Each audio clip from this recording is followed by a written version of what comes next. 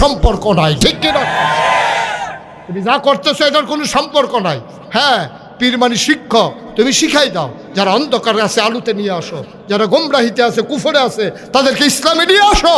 এই কারবারের খবর নাই, বইয়া বইয়া খায়। এই মুড়িদের বাইত কয়দিন শেষ হয়ে উঠলে হেই বাইত শেষ হইলে হেই বাইত, পুরো ঘুরে ঘুরে বছরটা ঘুরলে আবার হেই বাইত একদিন খানা পড়ে। একটু চিন্তা করে চললেন আব্বা, জবাব দিতে হবে আল্লাহর কাছে। দুনিয়ায় কেউ কারো বিচার করবে না, বিচার করবেন কে? তুমি কি করতেছো দুনিয়ার কেউ জানে না, আল্লাহ তো জানে। কেউ জানে না, আল্লাহ তো জানে। বিচার দিবেন, আল্লাহ বিচার করবেন। সুতরাং খুব সাবধান। ফির সাহেব দেখে 7 খুন মাফ না। ফির সাহেবের বিচার হইব মুরিদের তো অনেক বেশি। এমন অনেক মুরিদ আছে আগে জান্নাতে চলে যাবে, ফির সাহেব ধরা খেয়ে যাবে, ঠিক কিনা খাও?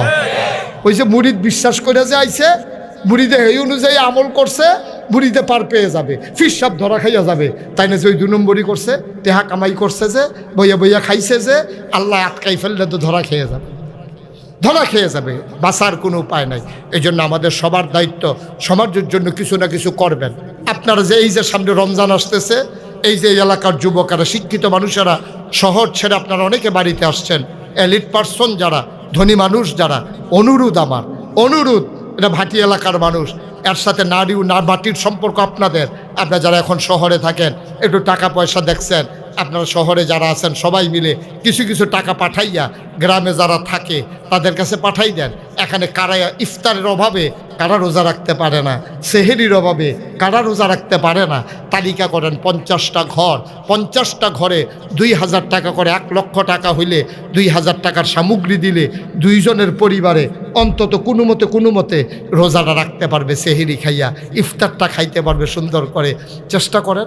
আমরা এই সমাজে যারা জন্ম নিছি আমাদের কিছু দায়িত্ব আছে, তো চেষ্টা করেন। আমি তো ব্যক্তিগতভাবে আল্লাহর খাস মেহেরবানি আপনাদের বোঝার জন্য বলতেছি। আমি সারা বাংলাদেশে মসজিদ আছে, মাদ্রাসা আছে, অভাব নাই। কিন্তু আমি চিন্তা করলাম সারা বাংলাদেশে তো হাসপাতাল জায়গায় জায়গায় নাই। আমি চিন্তা করা, যেই চিন্তা সেই কাজ। আমি আমার মুরিদের ভিতরে যারা ইঞ্জিনিয়ার তাদেরকে ডেকে বললাম আমি বড় একটা মসজিদ করব, সাথে একটা হাসপাতাল করব, ড্রয়িং করো। ওরা ড্রয়িং করে নিয়ে আসলো, দেখলাম বিশাল বড় আয়োজন। আমি বললাম এটা কি?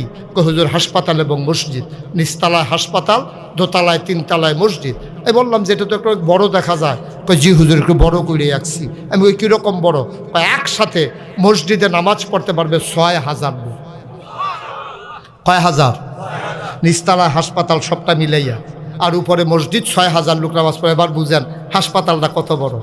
আমি মুশতাক ফয়েজি চিন্তা করলাম, বাংলা ভাষায় কথা কয়, মুশতাক ফয়েজি নাম শুনছেন এমন লোক খুব কম আছে। আমার এই পরিচিতিটা একটু কাজে লাগাইয়া, যদি আমি তো একদিন থাকবো না, মরে যাব,